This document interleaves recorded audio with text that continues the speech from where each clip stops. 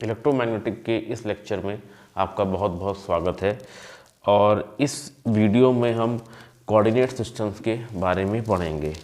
तो electromagnetic field theory में आपकी जो फिज़िकल क्वांटिटीज़ होती हैं वो function of time and space होती हैं। फिज़िकल क्वांटिटीज़ में आपकी स्केलर क्वांटिटी भी होती है, वेक्टर क्वांटिटी भी होती है। नॉन फिज़िकल क्वांटिटीज़ जैसे आपका हैप्पीनेस हुआ, सॉरोनेस हुआ, जिसको आप मेज़र नहीं कर सकते हैं किसी यूनिट पे या यूनिट पे, तो ऐसे ही क्वांटिटीज़ को हम नॉन फिज़िकल क्वांटिटीज़ कहते हैं। और ऐसी क्वांटिटीज़ का इलेक्ट्रोमैग्नेटिक फील्ड थ्योरी में कोई इस्तेमाल नहीं होता है। अब फिज़िकल क्वांटिटीज़ को डिस्क्राइब करने के लिए special variations of these quantities all points in the space must be defined uniquely using appropriate coordinate system. ये किसी कोऑर्डिनेट सिस्टम से ही आपको डिफाइन किया जाता है। जैसे आपका कोई सोर्स होता है और आपको इलेक्ट्रिक फील्ड उसके कुछ दूरी पे निकालनी होती है, तो सोर्स को हम ओरिजिन लेंगे और उसके रिस्पेक्ट में इलेक्ट्रिक फील्ड हम निकालेंगे। A point of vector can be defined in any curvilinear coordinate system which में बी ऑर्थोगोनल और नॉन ऑर्थोगोनल। ऑर्थोगोनल का मतलब है आपके सारे वेक्टर या सारे एक्सिस 90 डिग्री पे हों। अब एक और है म्यूचुअली परपेंडिकुलर और ऑर्थोगोनल।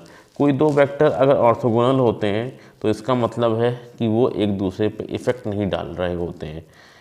इसी प्रकार से जैसे n वेक्टर आर ऑर्थोगोनल कहा जाता है, इसका मतलब n वेक्टर्स आपस में किसी एक दूसरे पे को कोई प्रभाव नहीं डाल रहे हैं और इनका डॉट प्रोडक्ट हमेशा ज़ीरो होता है, क्योंकि एंगल आपका 90 डिग्री है तो डॉट प्रोडक्ट ऑटोमेटिकली ज़ीरो होगा, जैसे कि यहाँ पे आपको डिफाइन किया गया है। अब कोऑर्डिनेट सिस्टम दो तरीके के होते हैं, ऑर्थोगोनल और नॉन ऑर्थोगोनल। अब आपके जो इलेक्ट्रोमैग्नेटिक फील्ड थ्योरी में ऑर्थोगोनल कोऑर्डिनेट सिस्टम का यूज़ किया गया है, जिसके सारे एक्सिस सारे कंपोनेंट 90 डिग्री पे होंगे, जो मेन कंपोनेंट है। नॉन ऑर्थोगोनल कोऑर्डिनेट सिस्टम का इस्तेमाल बेसिकली सिविल इंजीनियरिंग की प्रॉब्लम्स में होता है। अब करते हैं 2D और 3D स्ट्रक्चर होता है। आपको पता है जैसे पॉइंट है, इसको हम 0D कहते हैं। 1D से आपकी लाइन डिस्क्राइब होती है, 2D से आपका सरफेस डिस्क्राइब होता है, 3D से आपका वॉल्यूम डिस्क्राइब होता है। तो 2D कोऑर्डिनेट सिस्टम आपके दो तरीके के होते हैं, कार्टेशियन जिसको x और y से रिप्रेजेंट करते हैं, दूसरा होता है पोलर जिसको हम r और फाई से रिप्रेजेंट करते हैं। 3D में आपके तीन तरह के कोऑर्डिनेट सिस्टम यूज होते हैं, Cartesian, x y z, cylindrical, rho phi z, जो कि आपकी ऑप्टिकल फाइबर कम्युनिकेशन की प्रॉब्लम्स को सॉल्व करने के लिए इस्तेमाल किया जाता है। तीसरा तरीका है स्फेरिकल, आर थीटा फाई होते हैं। तो स्फेरिकल कोऑर्डिनेट सिस्टम का ओपन स्पेस प्रोपगेशन की प्रॉब्लम को सॉल्व करने के लिए हम स्फेरिकल कोऑर्डिनेट सिस्टम का इस्तेमाल करते हैं। चलिए हम 1 बाय 1 पढ़ लेते हैं। 2D कोऑर्डिनेट सिस्टम में पहला कार्टेशियन कोऑर्डिनेट सिस्टम है। यहाँ पे आप देख रहे हैं x और y दो एक्सिस हैं। अब ax और ay यूनिट वेक्टर है, जिसको हम डायरेक्शनल यूनिट वेक्टर कहते हैं। x इसका डिस्प्लेसमेंट है x एक्सिस के अक्रॉस, y इस पॉइंट का डिस्प्लेसमेंट है y एक्सिस के अक्रॉस। अगर हमें इसको वेक्टर फॉर्म में लिखना हुआ तो with reference to the origin, so कैसे लिखेंगे? Vector a equal to ax ये यूनिट वेक्टर है, प्लस ay ये आपस में डिस्प्लेसमेंट, यहाँ x लिखा गया है ये ax है, यहाँ y लिखा गया है वो आपका ay है। x और y की रेंज कितनी होती है? ये -इन्फिनिटी से +इन्फिनिटी तक लाई कर सकते हैं, वैल्यूज़ उनके बीच में लाई कर सकती है। अब बात कर लेते हैं दूसरे कोऑर्डिनेट सिस्टम की, जो कि आपने क्लास 10th या 10+2 में पढ़ा होगा, पोलर कोऑर्डिनेट सिस्टम की। पोलर कोऑर्डिनेट सिस्टम में आपके दो कंपोनेंट होते हैं, एक होता है रेडियल कंपोनेंट, एक होता है एंगुलर कंपोनेंट। रेडियल कंपोनेंट आपका यहाँ पे r से शो किया जाता है। रेडियल कंपोनेंट का मतलब है r की वैल्यू निकालते हैं ओरिजिन से, उसकी मिनिमम डिस्टेंस कितनी होती है, ठीक है। फाई क्या है आपका? उस पॉइंट के या वेक्टर का पॉजिटिव x एक्सिस से जो डिस्प्लेसमेंट होता है वो आपका फाई से यहाँ शो किया जाता है, जो कि एंगुलर कंपोनेंट है। अगर रेंज की बात कर लें तो इनकी रेंज क्या है, आर की जो रेंज होगी 0 से लेके इन्फिनिटी तक होगी, क्योंकि रेडियस की कोई नेगेटिव वैल्यू नहीं होती है। फाई की रेंज क्या है, 0 से लेके 2 पाई तक होगी 360, क्योंकि ये आपका 360 डिग्री ही पूरा घूमता है। अगर 360 को आप ज़्यादा लेना चाहते हैं तो ले सकते हैं, लेकिन आपको 360 के नीचे घटाना होगा और उसका डिस्प्लेसमेंट निकालना होगा। डायरेक्शन की बात कर लेते हैं, जैसे आपका ए आर ये है, देखिए बढ़ते हुए क्रम में इसको लिया जाता है। यहाँ पे आर है, आर प्लस डी आर लेंगे तो यहाँ पे आएगा, तो उसकी डायरेक्शन आपकी हमेशा बाहर निकलने के साथ में होगी। जबकि फाई का कैसे बढ़ोतरी होगी, फाई ये है, फाई प्लस डी फाई इस साइड होगा, phi plus d phi plus कुछ कंपोनेंट लेंगे तो इस साइड होगा। तो फाई की जो डायरेक्शन होगी वो इस तरफ होगी एंटी क्लॉकवाइज, और ए फाई और ए आर के बीच का जो एंगल होगा वो आपका 90 डिग्री का होगा। अगर आप कन्वर्ट करते हैं इसको, जैसे ये पॉइंट P है, इसको x और y में भी लिखा गया है, इसको r और फाई में भी लिखा गया है, तो अगर इसको कन्वर्ट करेंगे ट्रायंगल का ट्रिग्नोमेट्री का यूज़ करके तो r की value x square plus y square होगी, फाई की value tan inverse y upon x होगी, ठीक है। और x equal to r cos phi, y equal to r sine phi. आपको पता है कि अगर ट्रिग्नोमेट्री का यूज़ करेंगे, ये परपेंडिकुलर फाई है, तब आप इस रिलेशनशिप को गेन कर सकते हैं। अब बात ये फर्स्ट कोऑर्डिनेट की बात कर लेते हैं। मान लीजिए आपका point second, third, fourth coordinate में लाई करता है, तब आपको कोऑर्डिनेट सिस्टम का यूज़ करना है। अगर ये फाई है तो आपको पता है कि ये जो एंगल होगा वो 90 माइनस फाई होगा, ये फाई होगा, साई होगा, ठीक है। तो आप इसके थ्रू इसको सॉल्व कर सकते हैं।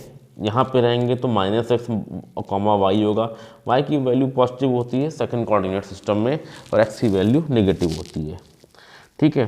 तो इसकी जो वैल्यू, अगर ये साई है तो उसकी वैल्यू क्या होगी, 90 माइनस साई है। अब इन्होंने निकाला फाई बराबर क्या होगा, 90 प्लस साई, ठीक है। इसको आपने निकाला, यहाँ से ये निकला चीज़ें, ठीक है। ये पूरा फाई 90 है, ठीक है, ये साई है, तो 90 plus psi equal to phi, ये वैल्यू क्या होगी, 90 माइनस साई हो गई, ठीक है। तब अगर आप सॉल्व करेंगे तो फाई बराबर क्या होगा, 90 plus tan inverse x by y, और आपको वैल्यू एक्स और वाई की जो वैल्यू हो नेगेटिव में है तो वो वैल्यू आपको यहाँ पे पुट करनी है और निकालनी है। सेम चीज़ हम अगर थर्ड और फोर्थ कोऑर्डिनेट सिस्टम में होता है तो उसको उस तरह के with the help of trigonometry ही हम इसको सॉल्व कर पाएंगे। अब बात करते हैं 3D में। 3D कोऑर्डिनेट सिस्टम में कार्टेशियन कोऑर्डिनेट सिस्टम का यूज़ होता है। कार्टेशियन कोऑर्डिनेट सिस्टम सबसे आसान कोऑर्डिनेट सिस्टम है। ये आपके 3 एक्सिस से मिल के बनाना होता है, एक्स वाई जेड। यहाँ प्लेन में ऐसे बना दिया गया है, अगर आपको समझना है तो ये समझिए, एक्स ये रहा, वाई इधर रहा और जेड इसके ऊपर रहा, ठीक है। जेड को अगर हम इस तरह शो करते हैं, इसका मतलब जेड ऊपर की तरफ है, ये इसके कॉरस्पॉन्डिंग यूनिट वेक्टर हो गए। अब इसमें भी बताया आपको एक्स वाई जेड, जैसे उसमें आपकी वैल्यू जो थी 2D में माइनस इन्फिनिटी तो प्लस इन्फिनिटी है, तो तीनों के लिए वही वैल्यू रहेगी। अगर उसको किसी वेक्टर को लिखना है, a equal to vector a equal to a x plus a y plus a z, जो small a y a z है ये आपकी डायरेक्शनल यूनिट वेक्टर है। देखिए यहाँ पे ए वाई ए जेड ऐसा सिंबल यूज़ किया गया है। आप x cap, y cap, z cap ले सकते हैं, आई जे के ले सकते हैं, कुछ भी आप ले सकते हैं। जब आपके 2 पॉइंट दिए हों तो उसको कैसे लिखना है, मान लीजिए x1 y1 z1 इनिशियल है और x2 y2 z2 आपके एंड पॉइंट है, तो dl इक्वल टू क्या होगा, x2 माइनस x1 ax। देखिए यहाँ पे क्या है, ax आपका यूनिट डायरेक्शन वेक्टर है। अब जो डिफरेंस होगा वो ax के साथ होगा। सेम थिंग हम y के कंपोनेंट के लिए भी वही फॉलो अप करेंगे, वही चीज़ हम z के कंपोनेंट के लिए भी वही फॉलो अप करेंगे।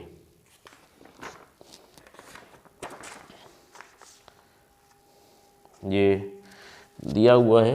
अब ये आपको पता है कि ax और ay az तीनों के बीच 90 डिग्री का एंगल होता है, तो ये उसके डॉट प्रोडक्ट निकाले गए हैं और क्रॉस प्रोडक्ट निकाले गए हैं।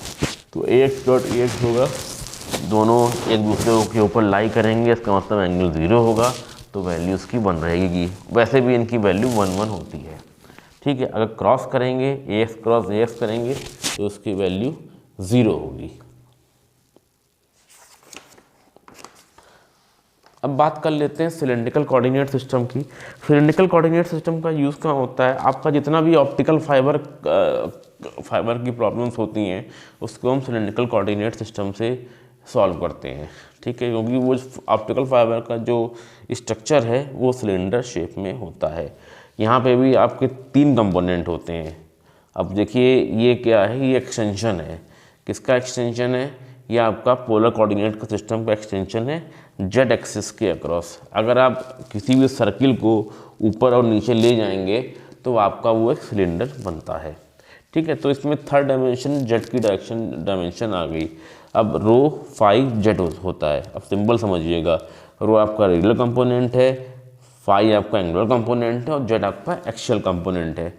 अब रो की वैल्यू क्या होती है, वहाँ आर की वैल्यू पता थी आपको कि ओरिजिन से मिनिमम डिस्टेंस है। यहाँ रो की वैल्यू क्या है, radial distance from z axis, ठीक है। जेड एक्सिस से आपका radial distance means minimum distance, ठीक, या कहिए परपेंडिकुलर डिस्टेंस। फाई क्या है, angle measure from positive axis in the x y plane. अगर ये आपका पॉइंट यहाँ पे लाइए, इसकी परछाई नीचे बन रही है, इस परछाई का एक्स एक्सिस से कितना डिस्प्लेसमेंट है वो आपका एंगुलर कंपोनेंट होगा उस पॉइंट का।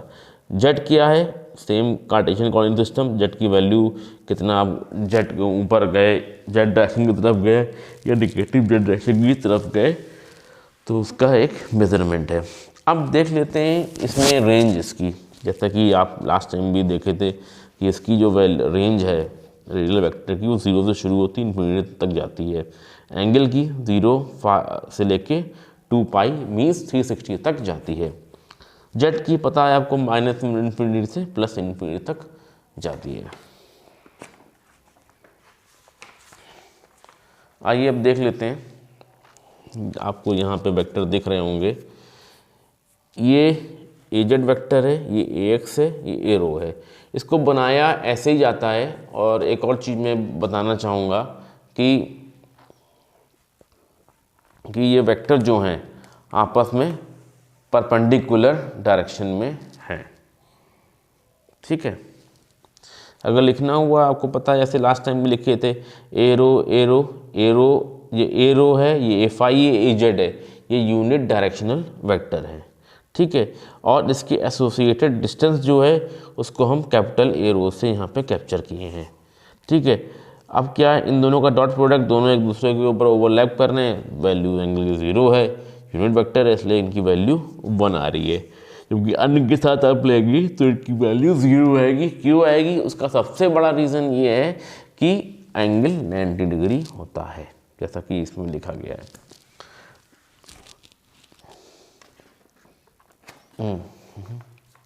अब बात कर लेते हैं इसमें। अब देखिए इस चित्र में हमने एक्स वाई जेड कार्टेशियन और सिलेंड्रिकल कोऑर्डिनेट सिस्टम को कवर अप किया है। ये ए x A y a Z लगे हुए हैं, ये आपका ए रो है, ये ए फाई है, ठीक है। अब ए रो और ए एक्स के बीच का जो डिस्टेंस है वो फाई के बराबर होता है, ठीक है। तो इसका जब फाई के बराबर है तो ए रो और ए वाई के बीच कितना एंगल का डिफरेंस रहेगा, ये दोनों 90, ये आपका 90/5 रहेगा। और ए रो और ए फाई के बीच का एंगल कितना है आपका 90 डिग्री है, तो इसकी वैल्यू क्या होगी, फाई होगी, ठीक है। एक और चीज़ मैं बताना चाहूँगा, ए फाई ए जेड की सारे यूनिट वेक्टर से 90 डिग्री का एंगल होगा। तो अगर हम ऐसे कहें, a z is orthogonal to all other vectors. जब ऑल अदर वेक्टर्स वे ऑर्थोगोनल है तो ये किसी भी वेक्टर पे अपना कोई प्रभाव नहीं डाल रहा है, ठीक है। तो इसको कन्वर्ट करना है, जैसे एरो है, एक दूसरे के कंपोनेंट में कैसे लिखते हैं, a rho equal to a x cos phi, okay, plus a y cos 90-5, अगर और चाहते हैं plus a phi cos 90 and plus a z cos 90। आपको पता है कॉस 90 की वैल्यू 0 होती है। उस तरह से आपका a rho a x cos 5 plus a y sine 5, इस तरह ए फाई भी देखेंगे, ए फाई क्या होगी, इन फाई है इन एंटी है, cos 90 plus phi plus a y cos phi, arrow से आपका 90 डिग्री का एंगल है, ए जेड से आपका 90 डिग्री पे एंगल है, तो ये आपको इंक्लूड करने की आवश्यकता नहीं। क्यों? क्योंकि कॉस 90 की वैल्यू 0 होती है। फर्दर आपने स्मॉल कैलकुलेशन की है और रिलेशनशिप को जनरेट किया। यहाँ ए एक्स और ए वाई के बीच की रिलेशनशिप इसी तरीके से निकाली गई है। अब ये एक डेरिवेशन है जो कि आपका एक कार्टेशियन से पोलर, कार्टेशियन से सिलेंड्रिकल और सिलेंड्रिकल से कार्टेशियन के बीच को कन्वर्सन को दिखाया गया है। यहाँ ए इक्वल टू ए एक्स ये लिखा हुआ है, ठीक है। यहाँ इनकी यूनिट वेक्टर की वैल्यू पुट कर दी है और ये आपका रिलेशनशिप इस तरीके से निकाला गया है। ये इसी के बराबर इक्वेट कर दिया गया है और ये आपकी रिलेशनशिप जनरेट हो गई है। तो इस तरह का आप इंटरलिंक कर सकते हैं।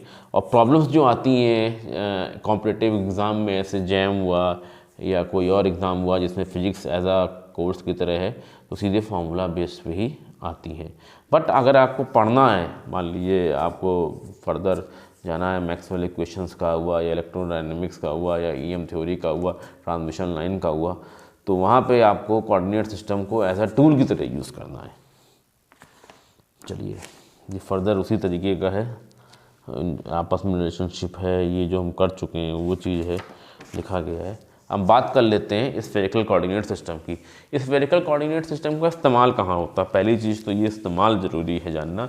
आपकी ओपन स्पेस की जो प्रॉब्लम्स होती हैं वो स्फेरिकल कोऑर्डिनेट सिस्टम से ही सॉल्व होती हैं। उसका रीज़न ये है जैसे आप कुछ बोल रहे हैं, ठीक है, तो ये आपकी जो बोली है वो हर डायरेक्शन में डेडिकेटेड तौर पे जाएगी, तो इसका कोई आप रोक नहीं सकते हैं।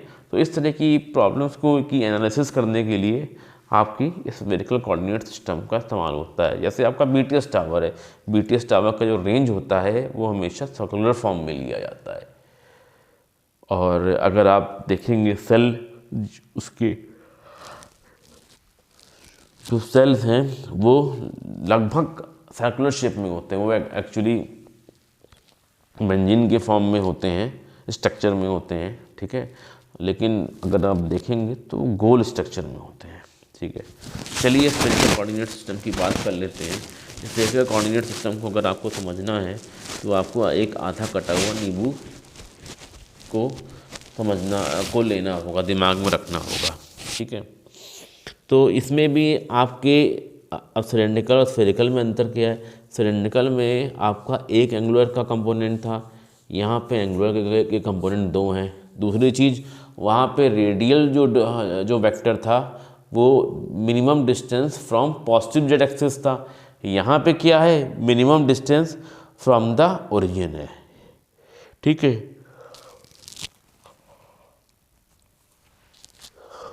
अब समझ लेते हैं थीटा क्या है। Angle between positive z axis and the point and the position vector p, या पॉइंट जो कि अंडर ऑब्जर्वेशन है। Phi angle measure from positive axis in the x y plane. अगर आपका पॉइंट यहाँ पे, इसका प्रोजेक्शन डालेंगे इधर, और उसके बीच का जो एंगल होगा पॉजिटिव एक्स और उस पॉइंट के बीच, जो इमेजिनरी पॉइंट के बीच का जो एंगल होगा उसको हम फाई से शो करेंगे, ठीक है। बट थीटा को एंगल क्या है? Angle between the point of vector with positive z axis, या पॉजिटिव जेड एक्सिस का आपको लेना है।